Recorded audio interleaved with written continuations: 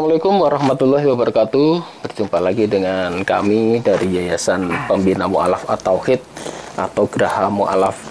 Pada malam hari ini seperti biasa, setiap hari malam Jumat kita selalu bersama dengan Ustadz Menachem Ali. Assalamualaikum Ustadz Menachem Ali. Waalaikumsalam warahmatullahi wabarakatuh. Bagaimana puasanya Pak Ali? Alhamdulillah puasanya lancar. Alhamdulillah. Semoga seger setiap hari. Amin, amin. Jadi pada bulan puasa ini kami juga mendoakan kepada saudara-saudaraku sekalian supaya ibadah puasanya tetap lancar hingga nanti pada hari Idul Fitri, dan semoga kita semua tercatat amal ibadah di bulan puasa ini. Pada malam hari ini seperti biasa kita akan membahas soal kristologi. Dan pada kali ini kita akan membahas syariat Nabi Ismail. Apakah syariat Nabi Ismail ini ada hubungannya dengan bapaknya Nabi Ibrahim? Karena apa? Karena beberapa tuduhan yang dialamat kepada Nabi Ismail, mereka selalu mengatakan bahwa syariat daripada Nabi Ibrahim itu hanya diberikan pada anaknya yang Ishak saja. Sedangkan Ismail itu seakan-akan dibuang, karena di sana diceritakan Ismail itu dibuang, akhirnya terputus. Banyak mereka menuduh bahwa Bani Arab dari Ismail ini tidak ada hubungannya dengan syariatnya Nabi Ibrahim. Apakah betul tuduhan itu? Kali ini kita akan bertanya pada Ustadz Menachem Ali. Bagaimana Pak Ali soal ini? Iya, tema yang akan kita bahas malam ini sebetulnya tema yang sangat kontroversi. Ya. Kenapa saya sebut tema ini kontroversi? Karena kita bicara mengenai siapa itu Abraham, siapa itu Ismail. Karena kalau kita melihat wacana yang bertebaran di sekitar kita, yang diwacanakan oleh saudara-saudara kita kaum Kristiani, kebanyakan informasinya itu sangat-sangat negatif. Mengapa saya sebut demikian?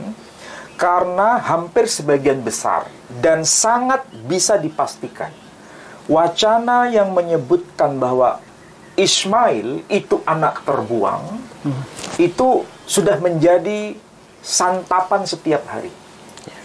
Jadi Ismail dianggap sebagai anak zina. Pernah itu diutarakan oleh salah satu pendeta dari Jakarta. Ya kan? Ismail dianggap sebagai hasil perzinahan.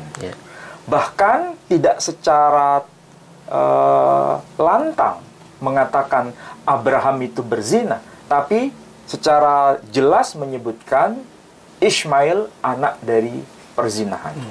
Karena ketidaksetiaan Abraham untuk menunggu putra yang dijanjikan melalui Sarah. Maka dia melakukan perkawinan dengan Hajar tanpa sah, sehingga anaknya dianggap tidak sah.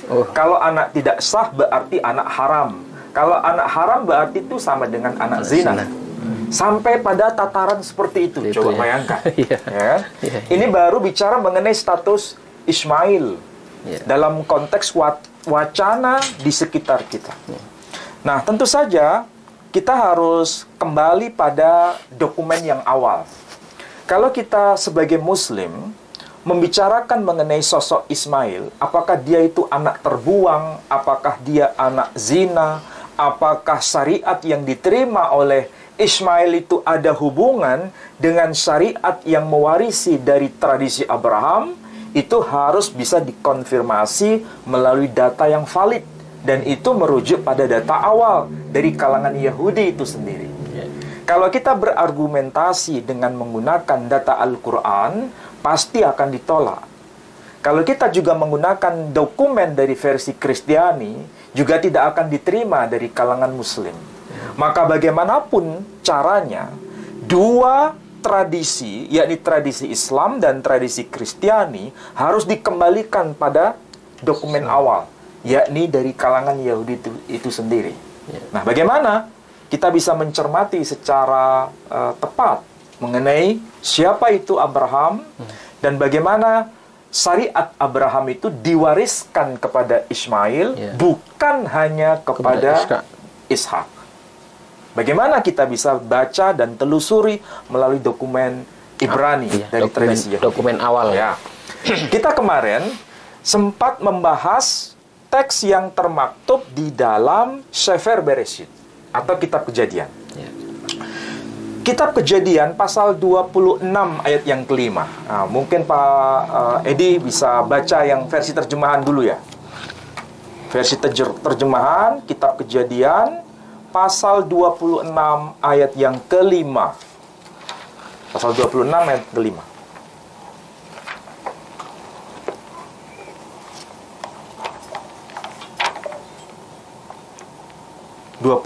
Ya betul. 26 ayat yang kelima. Kitab Kejadian pasal 26 ayat 5. Karena Abraham telah mendengarkan firman-Ku dan memelihara kewajibannya kepadaku, yaitu segala perintah, ketetapan, dan hukum-Ku. Ya, itu versi terjemahannya ya. Coba kita telusuri atau melacak dari bahasa aslinya yang kita bisa akses dari teks bahasa Ibrani. Nah, ini kebetulan ini teks yang berbahasa Ibrani dari terbitan tradisi Yahudi itu sendiri, ya. Nanti saya tunjukkan covernya. Ini saya bacakan teks aslinya dalam bahasa Ibrani. Dikatakan di sini ada kata kunci yang penting, ya. Kata kunci penting itu apa? Di sini ada kata mizwot. Yang kedua ada kata wetorotai. Ada dua kata penting. Pertama mizwot, kedua wetorotai. Ini kalau dibaca secara berdasarkan tradisi Yahudi dikatakan demikian. Shama Avraham bekoli wishmor mishmorti mizwotai wahukkotai wetorotai. Jadi kalau dibaca Shama Avraham bekoli wishmor mishmarti mizwotai kemudian hukkotai wetorotai. Arti harfiahnya, Abraham telah mendengar perkataanku atau firmanku. Weyishmor mishmorti, dan memelihara kewajibannya kepadaku. Arti harfiahnya ya. Mizwotai, mizwot itu bentuk jama, dan perintah-perintahku, mizwot. Kemudian hukkotai, dan ketetapan-ketetapanku, wetorotai, dan hukum-hukumku. Jadi di sini istilah torotai, Taurat-Tauratku atau hukum-hukumku itu merupakan sebuah bukti bahwa Abraham itu juga menerima Taurat. Sebelum Taurat yang diterima oleh Nabi Musa. Ya. Jadi Abraham menerima Taurat. Tapi Tauratnya itu tidak sama seperti Tauratnya Musa. Meskipun menggunakan istilah yang sepadan, yakni Torotai. Tapi juga ada mizwotai. Nah, kalau kita tahu tradisi Yahudi, mizwot itu ada berapa? 613 mizwot. Ya. Ada 613 mizwot. Nah, 613 mizwot itu apa saja? Dan salah satunya apa? Di antara mizwot yang diterima oleh Abraham, yang kemudian juga dikenal sebagai Tauratnya Abraham. Oke? Nah, ini yang versi bahasa Ibrani. Kita cek yang versi bahasa Arab dari tradisi Yahudi itu sendiri. Oh, tadi saya belum jelaskan ya.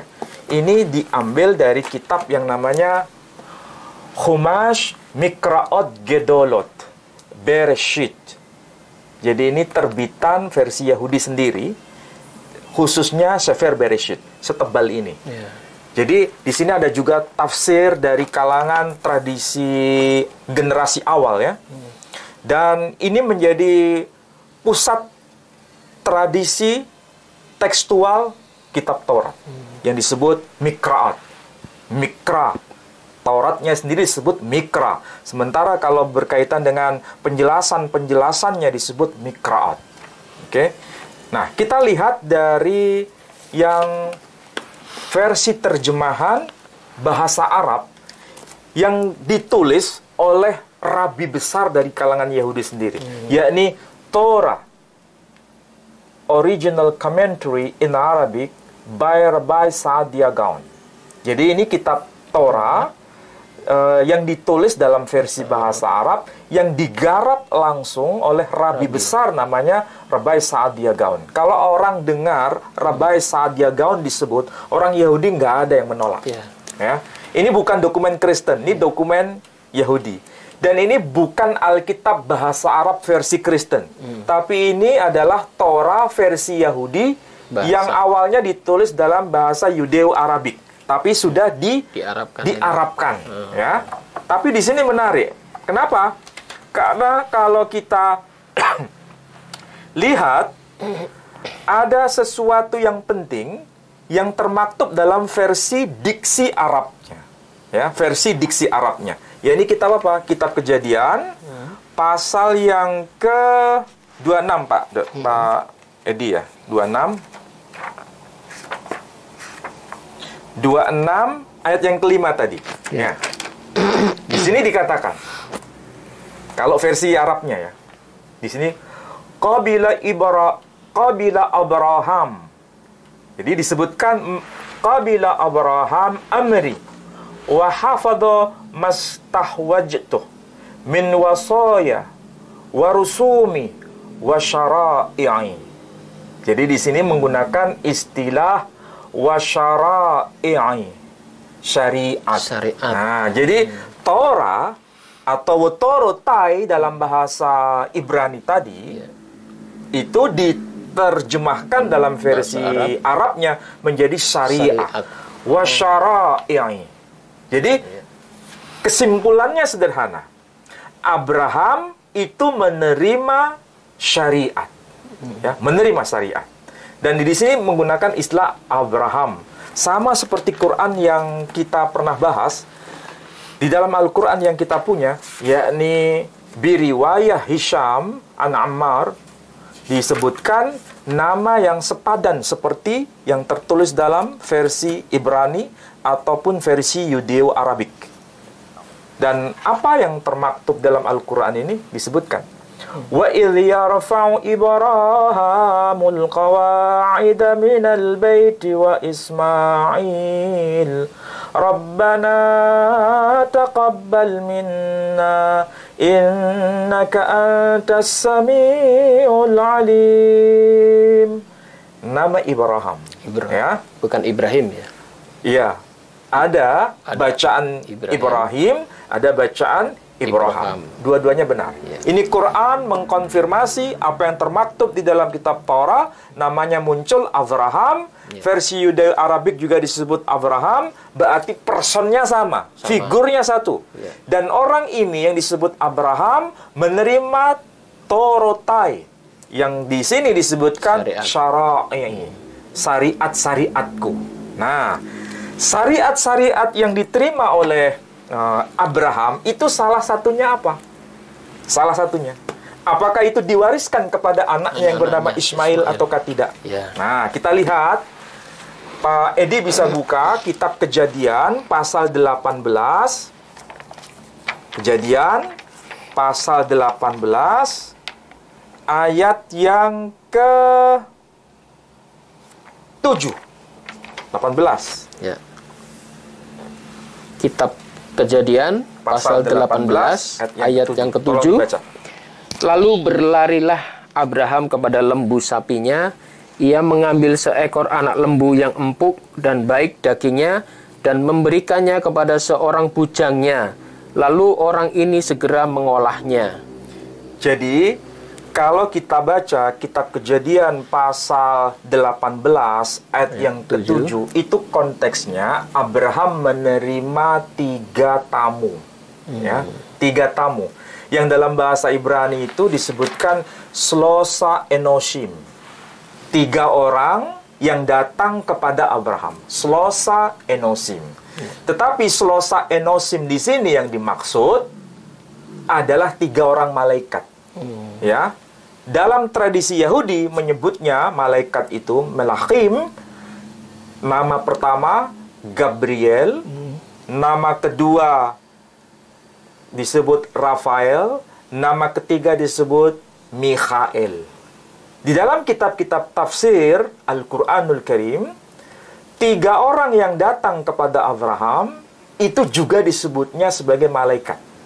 Dan 3 orang yang sebenarnya malaikat itu adalah Jibril, Mikail, dan Israfil.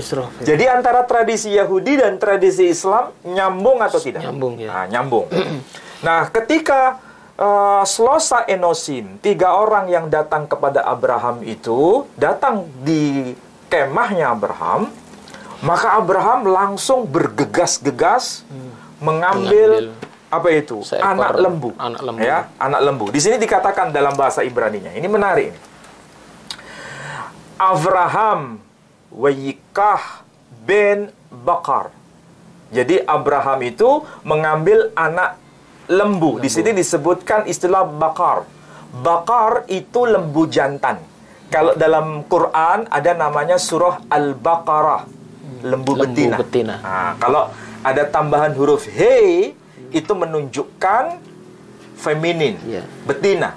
Sementara kalau tidak ada tambahan huruf he, itu jantan. Jadi ini bahasa Ibraninya bakar. Sementara dalam bahasa Arabnya ada istilah bakarah. Itulah keunikan bahasa satu rumpun. Satu rumpun. Jadi Abraham itu mengambil anak lembu. Rah, wetof, sangat empuk dan sangat baik. Wayiten elhannaar, dan menyerahkan kepada sang naar. Bujang tadi ya. Kalau dalam versi Indonesia disebutkan kepada sang bujang itu. Ya, di situ ada huruf he, menandakan itu the. Kalau bahasa Inggrisnya the boy. Ya, laki-laki. Kepada anak itu. Ya, dikatakan wayiten elhannaar, dan menyerahkannya kepada naar itu, atau anak itu, atau bujang itu. Kalau disebut bujang, biasanya orang memikirkannya apa, Pak Edi? Pembantu. Pembantu. Atau orang yang tidak dikenal. Siapa dia? Tapi di sini menarik, nanti kalau versi Yahudi menjelaskan. Siapa yang dimaksud dengan istilah hannaar? Wayyemaher la'ashot utuh. Dan sang bujang itu kemudian mengolahnya. Ya, mengolahnya. Jadi Abraham mengambil anak lembu, kemudian menyerahkannya kepada sang bujang itu untuk diolahnya. Jadi yang mengolah siapa? Abraham atau sang bujang Bujangnya. itu? Sang bujang itu.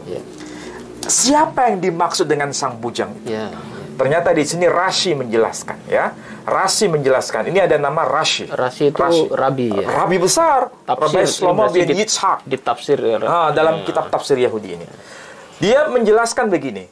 El-Hannar, jadi yang dimaksud diserahkan kepada sang bujang itu, atau sang anak itu, atau the boy, kalau bahasa Inggrisnya, Ze Yishmael. Disebut Ismail. Itu yang dimaksud adalah namanya Ismail. Yishmael. Disebutkan apa? Lehanto mizwat, untuk melaksanakan mizwat. Melaksanakan syariat. Jadi Ismail itu melaksanakan mizwat sebagaimana yang diamanahkan oleh abahnya, yakni Abraham. Ya. Nah, mizwat apa itu? Menyembelih binatang itu. Hukum. Jadi menyembelih binatang yang disebut sebagai seorang sohet, kalau bahasa Ibrani, itu salah satu di antara 613 hukum. Betul, 613 misfot. 613 hukum, salah satunya adalah sebagai sohet, menyembelih binatang sesuai dengan syariat yang telah ditetapkan oleh Tuhan berdasarkan syariat yang diterima oleh Abraham. Itu diwariskan kepada sang bujangnya, yakni siapa? Ze Yishmael. Jelas kan? Ze Yishmael. Namanya Yishmael. Jadi kalau ditafsirkan bahwa sang bujang di sini bukan Ismail, bukan anak dari yang disapa dengan Hagar, keturunan Hagar itu.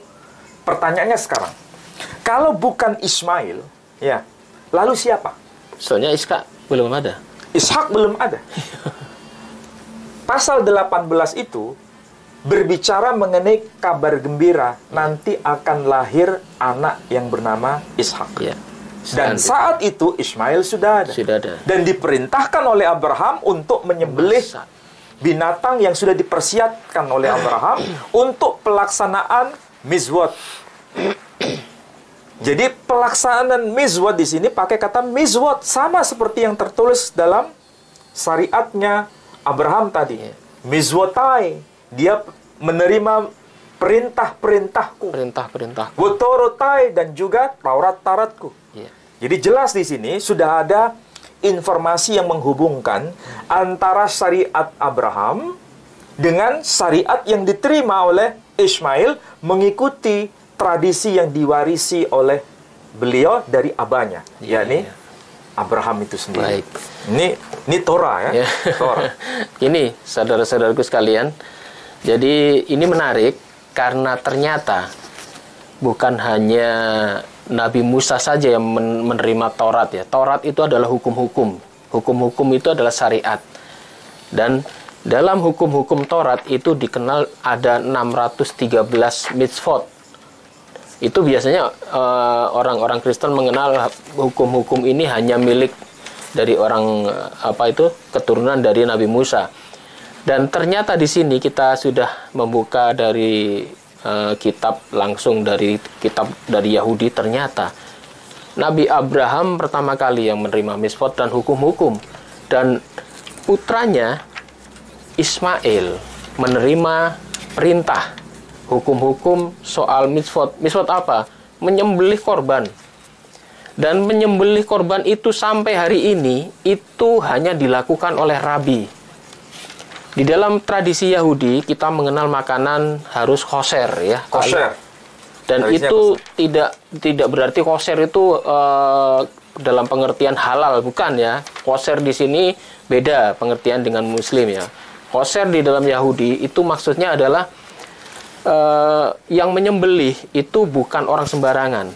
Dan yang menyembelih itu paling tidak harus rabi ya, Pak Ali. Rabi yang sudah dididik sebagai seorang sohet untuk menyembelih itu ya. Jadi orang yang berhak menyembelih dan sudah ada sertifikasinya. Iya. Karena dia harus tahu bagaimana cara penyembelihan yang benar. Menyembelihnya dengan ketajaman tingkat berapa. Itu ada ukurannya. Iya. Kemudian harus menghadap kemana. Ibaratnya kiblatnya itu dihadapkan kemana binatang itu. Itu ada aturannya. Syariatnya begitu lengkap.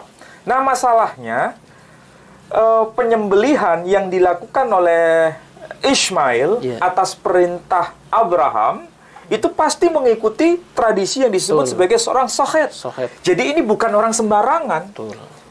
Apalagi tamunya malaikat 3 lagi. Masya Allah. Tamunya tamu istimewa kan? Lagi. 3 orang malaikat, Slosa Enosim. Dan yang diperintahkan orang istimewa, yakni putra kandungnya sendiri yang bernama Yishmael. Dan yang mengatakan begitu adalah kitab Yahudi sendiri. Saya baru ingat ini, Pak Ali dulu pernah cerita bahwa Nabi Ibrahim itu adalah orang yang paling dermawan. Setiap orang yang berkunjung ke rumahnya itu selalu dipotongkan kambing, dikasih makanan enak-enak. Itulah sebabnya kenapa Abraham itu dikenal dengan orang yang sangat bermurah hati ya. Ini manusia biasa yang datang ke rumah beliau, jangankan malaikat, itu disambut dengan luar biasa, dikasih makan, bahkan dipotongkan hewan ternak. Dan ini ada tamu istimewa 3 orang. Ini tidak main-main ini. Mulai dia menyembelih korban, pasti dia menyuruh seseorang yang harus kosher ini. Iya, harus orang spesial. Orang spesial. Iya, orang spesial yang pernah dididik langsung oleh Abraham sendiri. Betul. Bukan melalui orang lain. Iya. Abraham sendiri yang mendidik. Nah. Berarti kalau Abraham sendiri yang mendidik sebagai seorang sohet yang menyembelih dengan secara rinci, berarti Ismail itu orang istimewa atau orang biasa? Betul. Orang istimewa. Makanya dicatat dalam kitab tradisi Yahudi sendiri. Kan nggak ada bahasa Indonesianya ini. Ya kan? Tapi kalau orang itu ngerti bahasa Ibrani, jelas tadi terbaca Z, Yishmael. Iya, iya. Z, Yishmael. Kalau Zot itu perempuan. Tapi kalau Z, laki-laki. Yishmael. Itulah Ismail. Jadi, sudah disebutkan pakai tanda penentu ha, nar. Ha itu menunjukkan al kalau bahasa Arabnya. Di al-walad misalnya ada penentunya. Penentu. Ya. Jadi sudah jelas dari sini ya. Ternyata bujang itu biasanya kita melihat penafsiran-penafsiran liar di sana bahwa bujang di dalam kitab suci Taurat ini itu ditafsirkan pembantu. Diremehkan, seakan-akan hanya bujang, ternyata lebih khusus, spesifik. Dan yang menerjemahkan bukan sembarangan orang, itu ditafsir oleh rabi awal ya, rabi-rabi awal, bukan rabi-rabi yang modern sekarang, bukan. Ternyata rabi menyatakan itu Ismail. Kalau rabi tertinggi mengatakan itu Ismail, berarti beliau tidak asal menuduh, tidak asal menulis, Wali. Ya. Pasti ada dasarnya, dan itu diteliti betul itu. Dirunut sejarahnya mulai dari kitab-kitabnya dan ternyata jatuhnya ke Ismail. Ini kalau kita lihat buku dari kitab Yahudi balik. Kalau dalam kitab Al-Quran kemuliaan Nabi Ismail ini ditemukan di mana, Pak? Nah, nanti ada nanti ya.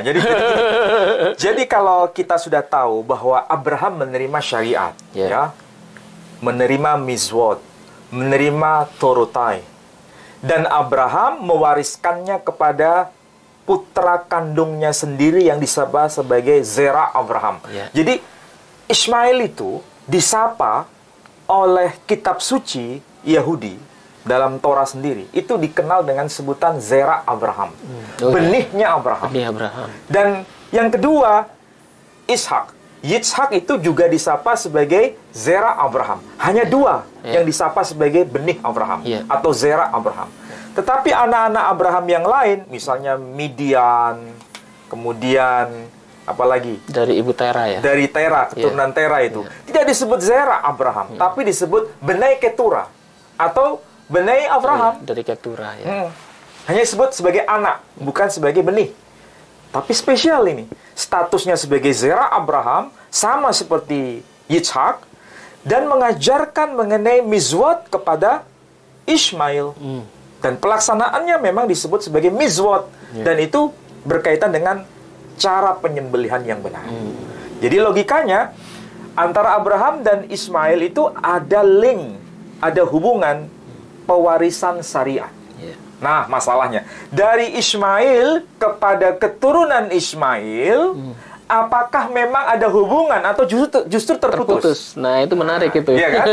Nah, jadi kalau dari Abraham ke Ismail, jelas tradisi Yahudi mengkonfirmasi. Nah, dari Ismail ke keturunan Ismail, anak-anak Ismail, syariatnya apakah memang mengikuti Ismail atau tidak?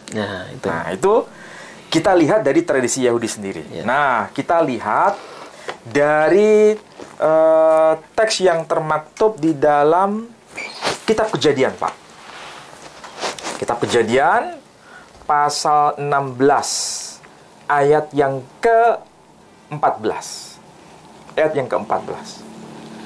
16 ayat yang ke-14. Ayat 14. Lagi-lagi yang datang ini bukan orang sembarangan, tapi malaikat. Sumur itu ya? Iya, betul. Kejadian pasal 16 ayat 14. Sebab itu sumur tadi disebutkan orang sumur Lahai Roi, letaknya antara Kades dan Bareb. Jadi kalau kita baca teks itu, ini yang menjumpai Hagar itu adalah sosok malaikat. Ya. Dan itu berkaitan dengan siapa? Ismail. Dengan Ismail. Jadi ini orang spesial ini Abraham. Ismail. Hagar ini orang spesial. Ibunya. Sangat-sangat dikenal dalam tradisi langit. Tapi tradisi langit itu mengenal siapa itu Hagar. Makanya malaikat dari langit turun kepada Hagar. Ibunya. Ya. Ya. Dan itu dalam rangka membicarakan mengenai sosok yang dimaksud adalah Ismail. Nah, yang tadi, yang pasal 18, itu yang datang manusia biasa atau malaikat? Malaikat. Malaikat juga. Iya, iya. Dan yang datang kepada Abraham itu malaikat, berarti Ismail tahu atau tidak? Tahu. Sangat tahu. Iya. Luar biasa kan? Iya, iya. Ini bukan orang sembarangan nih. Nah, di dalam teks yang disebutkan dalam kitab Kejadian pasal 16 itu diinformasikan begini. Al-Ken qara lebe'er be'er lahai rai. Dan kemudian sumur itu disebut sebagai sumur lahai rai. Ya. Kemudian di sini rabi lagi yang berbicara. Yeah. Rabi besar, yakni Ibn Ezra. Dan apa yang dikatakan oleh Rabi Ibn Ezra ketika menyebut sumur yang istimewa itu? Di sini dikatakan begini. Be'er lahai, sumur lahai. Ya, di sini katakan. Ki bechol shana hayu hoggim hayishmailim el habe'er hazot gam hayyom yikare be'er zam-zam. Oke. Kalau diterjemahkan, karena setiap tahun ada orang-orang yang melaksanakan ibadah haji. Siapakah mereka? Hayishmailim. Orang-orang Ismail, kaum Ismail atau kaum keturunan Ismail. Jadi antara Ismail dan kaum keturunan Ismail itu ada hubungan mewariskan syariat. Syariat. Ya. Dan menuju kemana? El-Habe'er Hazot. Kaum Ismail itu, kaum keturunan Ismail itu menuju pada sumur tersebut, yakni sumur Be'er Lahai. Gam hayyom yikare be'er zam-zam. Dan sumur itu juga dikenal dengan sebutan be'er zam-zam. Sumur zam-zam. Di sini tertulis. Coba perhatikan tuh. Huruf-hurufnya. Zayin, mim, zayin, mim sofit. 4 huruf. Kalau dibaca zam-zam. Jelas di sini tertulis. Ya. Pertanyaannya sekarang. Sumur Zam-Zam ada di mana? Iya, di Mekah itu. Jadi, kesimpulannya sederhana. Kitab-kitab Yahudi sendiri mengkonfirmasi bahwa Abraham mewariskan mizwat Iya. kepada putra Ismail. kandungnya, yakni Ismail. Iya. Ismail mewariskan syariat atau mizwat kepada keturunannya atau kaumnya yang disapa dengan sebutan kaum Ismail. Ini kalau kita bicara dari tradisi Yahudi. Ya. Kalau Quran bagaimana? Nah, itu. Nah, Quran sebetulnya ada indikasi yang sama, meskipun dalam aspek yang berbeda ya. Ya. Ada pewarisan tradisi mizwat, ada pewarisan tradisi syariah dari Ismail itu sendiri. Kita bisa baca dalam surah Maryam, surah yang ke-19. Surah Maryam, surah yang ke-19 itu disebutkan di ayat yang ayat 54. Coba dibaca terjemahannya Pak Edi. 54. Surat Maryam, ayat 54.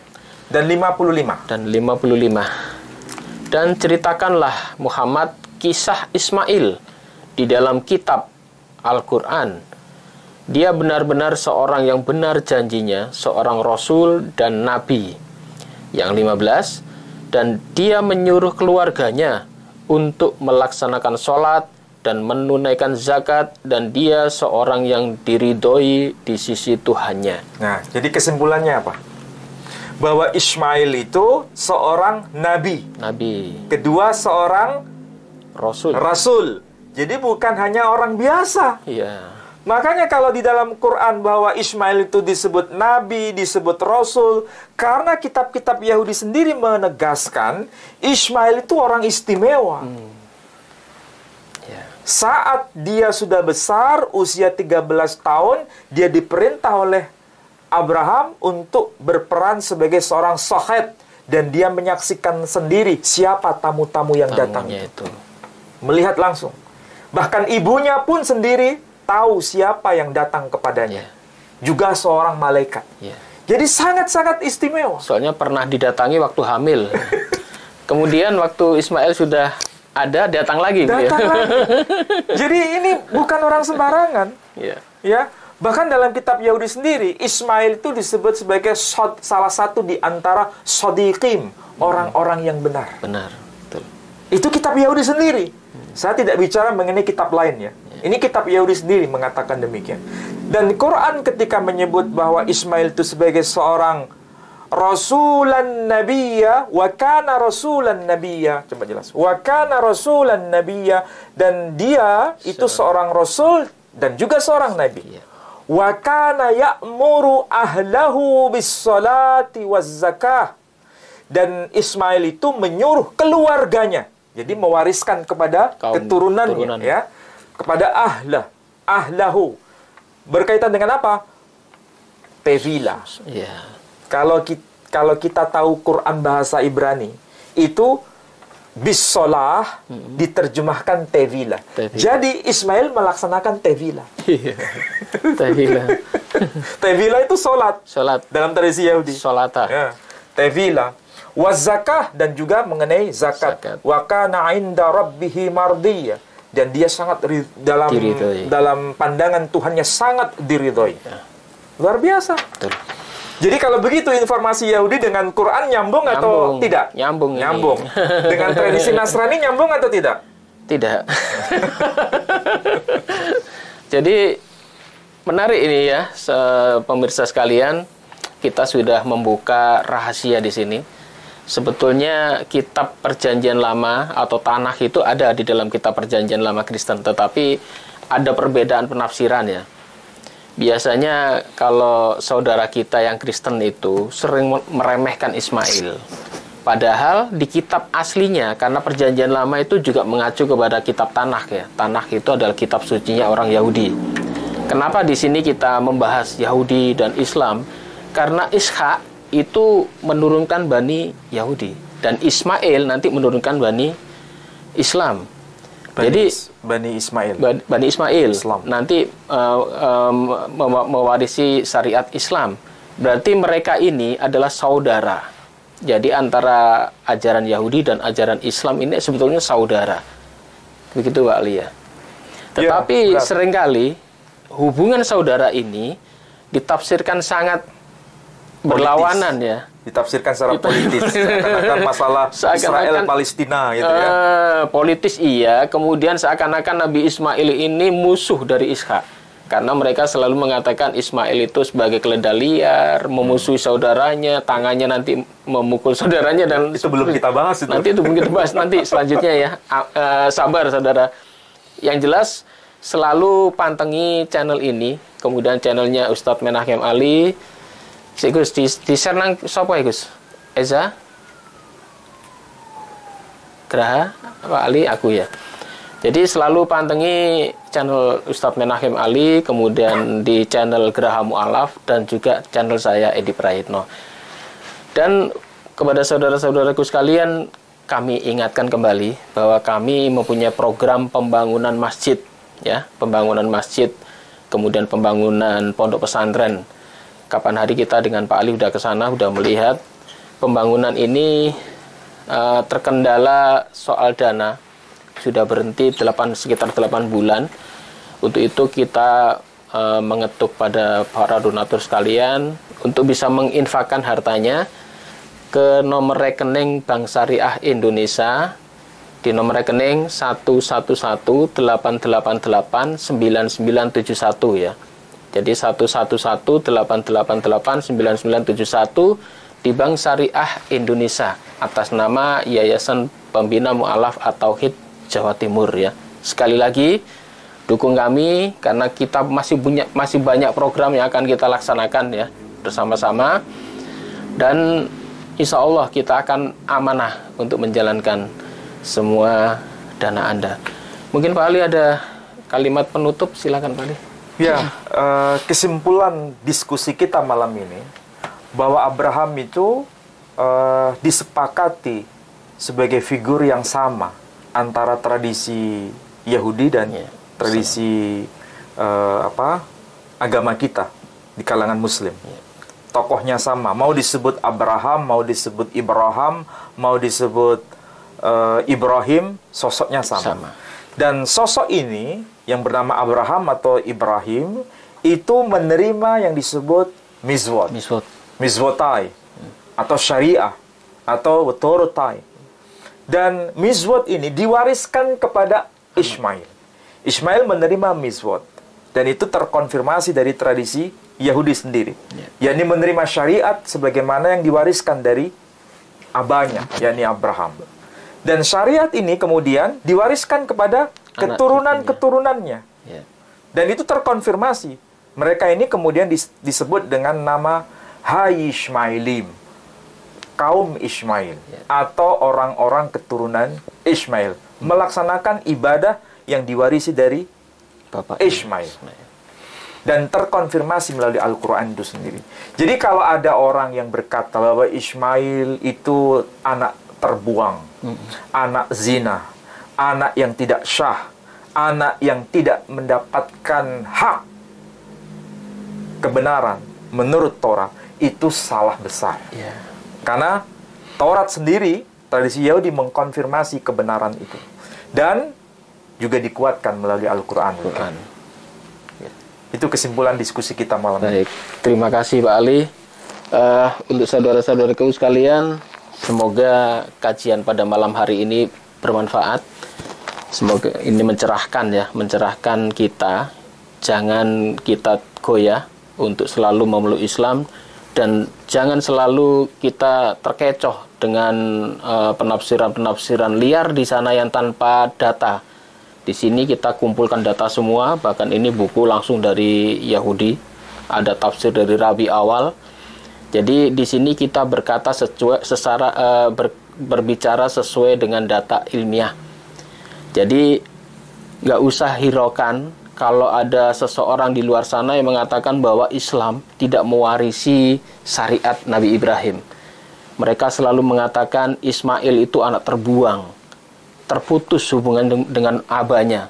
Padahal waktu abahnya meninggal, ini dua-duanya masih menguburkan bapaknya. Betul. Berarti ada hubungan itu sampai dewasa. Bahkan Nabi Ibrahim sampai meninggal, itu dua orang saudara ini masih bersaudara erat. Mereka berdua masih rukun, masih menguburkan ayahnya.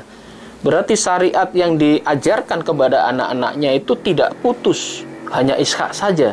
Tetapi dua-duanya ini masih nyambung. Meskipun mungkin waktu itu rumah tangga mereka terpisah. Tetapi sebetulnya mereka bersatu. Mereka biasa berkunjung kan ya, ada kunjungan. Ada pembagian wilayah dakwah kalau bahasa saya. Nah, ada pembagian wilayah dakwah. Ini ada hubungannya dengan perjanjian Tuhan antara wilayah itu. Nanti kita bahas lagi itu soal perjanjian Tuhan. Itu nanti panjang itu soal itu ya. Janji Tuhan kepada Nabi Ibrahim, kemudian siapa yang menerima janji itu, dan itu nanti ada riwayat soal sunat itu Pak Ali. Nah, itu nanti kita bahas lagi. Demikian saudara-saudaraku, semoga bermanfaat dan mohon maaf jika ada salah kata. Wabillahi taufik wal hidayah. Wassalamualaikum warahmatullahi wabarakatuh. Waalaikumsalam warahmatullahi wabarakatuh.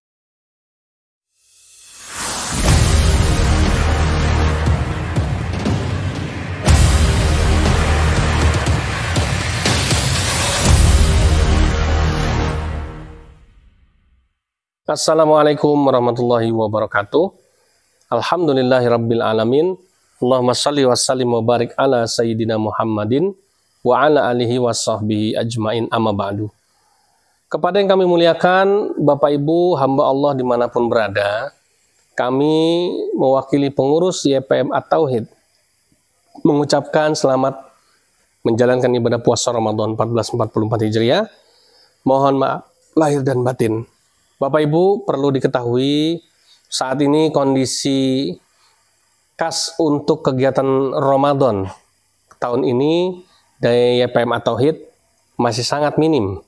Oleh karenanya kami memohon bersama para santri di sini untuk Bapak Ibu, kami mengetuk hati Bapak Ibu semua untuk mengulurkan tangan dan juga bersedekah atau mungkin berzakat, berinfak ya, untuk membantu program-program kegiatan dari YPM At-Tauhid. karena Ramadan sudah mulai masuk ya, kita udah mulai ibadah di tanggal 1 Ramadan ini dan sampai dengan 29 atau 30 hari ke depan kita akan terus menjalankan ibadah puasa. Oleh karenanya kami membutuhkan bantuan untuk kegiatan sahur, buka puasa, bingkisan mu'alaf, dan kegiatan-kegiatan dakwah lain. Karena YPM At-Tauhid mengurusi mu'alaf lebih dari 600 orang yang tersebar dari Sabang sampai Merauke. Dan ini yang ada di Pondok Pesantren Al-Hadid juga merupakan santri-santri dari YPM At-Tauhid. Karena di sini adalah pusat studi jamaah kamiran YPM At-Tauhid. Oleh karenanya, kami mohon kiranya untuk kelangsungan hidup, untuk kelangsungan dakwah, ibadah dari santri-santri yang ada di sini untuk sahur dan buka puasa, kami memohon uluran tangan Bapak Ibu untuk mengeluarkan zakat infak sedekah terbaiknya untuk membantu kegiatan kami. Oleh karenanya sekali lagi kami mohon bantuannya, uluran tangannya agar kiranya Bapak Ibu bisa segera membantu kami dan kami ucapkan jazakumullahu khairan katsira. Kami yakin di bulan yang baik ini akan dilipat gandakan pahalanya dan semoga menjadi amal jariah untuk Bapak dan Ibu semuanya. Terima kasih. Wassalamualaikum warahmatullahi wabarakatuh.